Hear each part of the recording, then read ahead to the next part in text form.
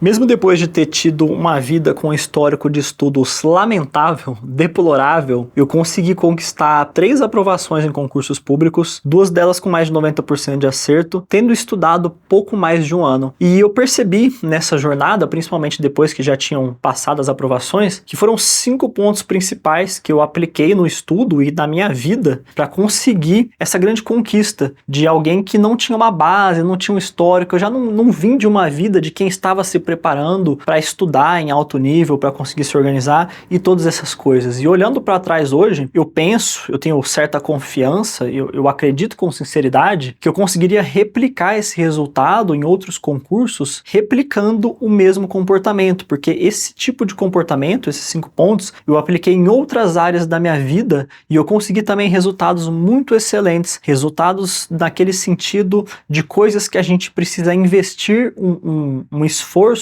a longo prazo para colher algum fruto. Mas não é só isso. Hoje eu sou mentor aqui na Brabo Concursos e a gente tem mais de 40 mil alunos ativos, fora todos os alunos que já passaram aqui pela escola, e centenas e centenas e centenas de aprovados. Então a gente aplica esses princípios aos nossos alunos por meio das mentorias e da construção dos materiais e toda a ordem do curso, e a gente vê excelentes resultados. A gente vê nossos alunos realmente tendo aquela caminhada, aquela jornada de se desenvolver. Às vezes uma pessoa que não tem base nenhuma, ela evolui com o direcionamento certo e tem muito a ver com esses tópicos que eu queria compartilhar. Então eu vou dar início a esse assunto falando sobre o compromisso definitivo. O que é o compromisso definitivo? O ato de você se comprometer com alguma coisa e não ficar voltando atrás, né? Você não ficar revisando o seu compromisso. Então você decide em um determinado momento que você vai estudar para concurso e uma vez que essa decisão foi tomada, não existe mais a possibilidade de você ficar o tempo todo renegociando isso com você mesmo, reanalisando isso com você mesmo, porque você está descontente com a situação. Então, em vez de ficar eternamente nesse ciclo de eu acho que talvez agora não valha mais a pena, você simplesmente decide, não, eu fiz um compromisso definitivo para estudar para concurso e eu vou fazer isso dar certo. E tudo que não for dando certo no caminho, eu vou ajustando até eu conquistar a meta que eu realizei esse compromisso definitivo. Uma outra atitude que me ajudou demais a conseguir essas aprovações em concursos foi dar valor ao foco, a entender primeiro o que é o foco e dar muito valor para ele. Uma vez, uma pessoa que eu sigo, que eu admiro muito, se chama Ícaro de Carvalho, ele falou uma frase que eu nunca esqueci. Ele falou: foco é dizer não. E eu carrego isso demais comigo até hoje. Eu não estudo mais para concurso hoje, mas eu carrego isso para toda a minha vida. Cara, quando a gente decide, quando a gente faz um compromisso definitivo, é incrível a forma como começa a aparecer coisa para atrapalhar a gente o tempo todo. Aparece compromisso o tempo todo, aparece convite o tempo todo, aparecem empecilhos o tempo todo, percalços, obstáculos o tempo todo. Se você não tiver foco, se você não tiver essa direção muito bem definida, o tempo todo você vai ser removido da sua meta. O tempo todo você vai ser convidado para abandonar a sua meta, mas você não pode fazer isso. E para você conseguir resistir a esses impulsos de desviar da sua meta, você precisa ter um foco muito bem definido, você precisa alimentar constantemente na sua cabeça a importância do foco. Vocês têm que estar sempre se relembrando que não, eu preciso manter o foco, eu fiz um compromisso definitivo, eu tenho foco, eu vou nessa direção, não vou me desviar. Uma terceira atitude muito importante, principalmente quando a gente trata de estudos, de aprendizado, é a humildade. A humildade, ela é uma característica que a gente tem, né, ou não tem na nossa personalidade, que se aplica a tudo na vida. Mas, cara, quando a gente fala de aprendizado, a humildade, ela é muito importante, porque uma vez que você se coloca numa posição que você não é humilde em relação ao conhecimento, você se fecha. Uma vez que você se considera detentor de muito conhecimento sobre qualquer assunto, sobre qualquer aspecto, sobre qualquer tema, você fecha a sua cabeça para aprender sobre aquilo ou sobre coisas que têm relação com aquilo. E quando você vê, você tá cheio de mania, você tá cheio de vício e você se nega a absorver novas informações sobre aquele tema porque você acha que você já sabe.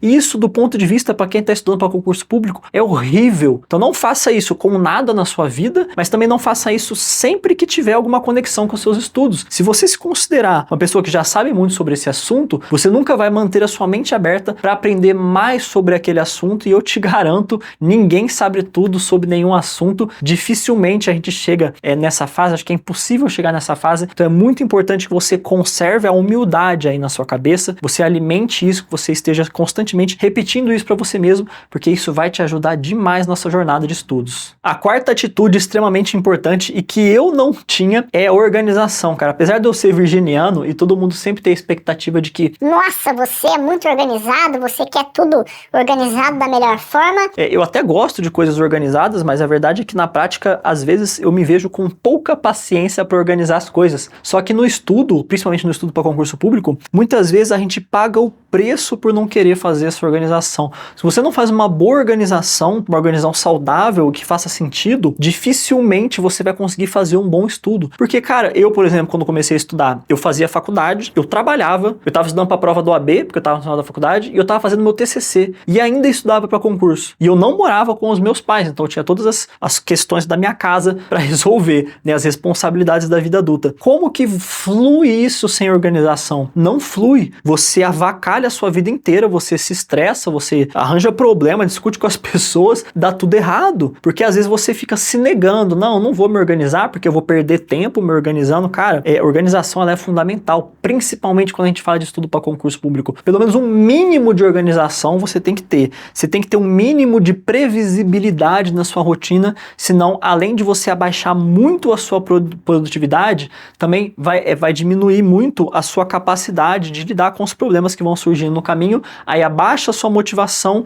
e as chances de você parar de estudar porque você não está conseguindo administrar tudo, elas aumentam demais, e a última coisa que eu quero é que você caia nessa armadilha. O que nos leva à nossa quinta atitude, que é fundamental para a gente conquistar uma aprovação em concurso público, que é a autoconsciência. O que seria a autoconsciência, né? É a capacidade de se auto-perceber, a capacidade também de se autoavaliar, de se auto-enxergar e tentando não cair nos vieses que a gente tem, né? Aqueles filtros, aquelas opiniões que deformam a nossa capacidade de analisar as coisas. Conseguir ter esse autoconhecimento e conseguir se autogerenciar vai te permitir olhar para você mesmo em determinado momento na sua jornada de estudos e falar: nossa, eu acho que eu não estou fazendo isso da maneira correta. Nossa, eu acho que eu estou tratando isso de uma forma muito emocional. Eu tenho que fazer uma análise mais racional do meu estudo. Eu tenho que analisar onde que eu errei, o que eu errei, por que eu errei. Não é para quando eu ir mal numa matéria, eu ficar aqui falando que eu sou horrível, que eu não sou capaz. Não é isso que você tem que fazer. E o quanto antes você chegar a essa conclusão, mais rápido você vai conseguir dar início ao seu processo de crescimento dentro dos estudos, baseado em critérios técnicos, em critérios objetivos. Aprender a estudar é como aprender a fazer qualquer outra coisa. A gente vai errando, a gente tem que corrigir os erros e a gente vai ficando bom com a experiência. A gente vai ficando bom com o tempo. A gente não pode cair nessa armadilha de entrar nesse looping de negatividade, de pessimismo, achando que o problema somos nós, porque não é uma questão de prática, é uma questão de treino, é uma questão de técnica. A gente vai desenvolvendo tudo isso. Só que para a gente conseguir desenvolver isso, a gente precisa dessa autoconsciência. Nós precisamos estar conscientes de nós mesmos para conseguir olhar para a gente, às vezes olhando de fora a situação e fazer uma análise boa, objetiva em relação a essa situação. Então, não estou conseguindo se concentrar. Será que meu ambiente de estudo está favorecendo a minha concentração? Será que não é a rua que está com muito barulho? Será que eu não estou numa cadeira muito desconfortável? A minha postura está me atrapalhando? Minhas costas doem o tempo todo? Isso me incomoda? E às vezes eu até estou concentrada, mas eu começo a me mexer para trocar de posição, e aí isso fica gerando estímulos que tiram a minha atenção do estudo. São várias possibilidades. Vou te dar um exemplo, uma analogia que eu vi uma vez e nunca mais esqueci. Se a gente planta uma plantinha e a plantinha não cresce, a gente não xinga a plantinha. A gente não fala: nossa, essa planta está quebrada. Nossa, minha planta veio com defeito. Não. Você pensa: será que essa semente era para ficar no subsolo ou na superfície? Será que eu plantei do jeito errado? Será que eu tô colocando água para mais? Ou será que eu não coloquei água suficiente? Será que essa planta era para ficar na sombra e eu coloquei ela no sol e aí não tá indo? A gente analisa as variáveis. Eu preciso alterar uma variável para que esse negócio funcione. Aí a gente vai analisar nossos estudos, a gente começa: não, o concurso público não é para mim. Eu não nasci para isso. Cara, muitas vezes o reajuste que você tem que fazer é na sua rotina, são nos detalhes, é no seu ambiente de estudos, é no seu cronograma de estudos, no seu ciclo de estudos. É aí que você tem tem que fazer um ajuste e entender que esse processo tem a ver com esses ajustes mais objetivos, uma análise, o que não tá bom a gente melhora, a gente tem que estar constantemente melhorando para você alcançar, para você chegar nesse ponto de conseguir conquistar a sua aprovação. Só que nesse caminho, se a gente cai nessas armadilhas que eu falei para você ao longo desse vídeo, a gente torna esse caminho, essa jornada muito mais demorada, muito mais dolorosa. E óbvio, se você tá aqui assistindo um vídeo meu, você é inscrito, se você tá interessado em realmente conseguir a sua aprovação, eu gostaria que você não precisasse cometer todos esses erros. Então eu ficaria muito feliz se fosse possível você absorver um pouco dessa minha mensagem e adiantar o seu lado, e adiantar a sua jornada, porque eu acredito que a melhor forma de aprender alguma coisa não é cometendo erro, né? É conversar ou ter contato com alguém que já cometeu esse erro pra gente não precisar fazer igual. Então não deixe de comentar aqui nesse vídeo se alguma das minhas ideias te ajudaram. Eu vou ficar muito feliz se eu conseguir te ajudar. Se você é concurseiro e não está inscrito no canal também, obviamente não deixe de se inscrever. Por esse vídeo é isso. Muito obrigado por ter ficado comigo até aqui e um forte abraço.